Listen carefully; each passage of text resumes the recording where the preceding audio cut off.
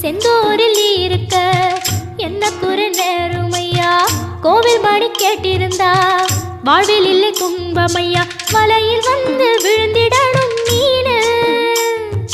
விலை போனா பசிக்கு அது சோறு உப்பு காத்து ஊத காத்து சுத்தும் கடலு கரைய பார்த்து சத்தியமா கோயில் கொண்ட சுப்பையா எங்க குப்பத்துக்கு குல விளக்கு நீ ஐயா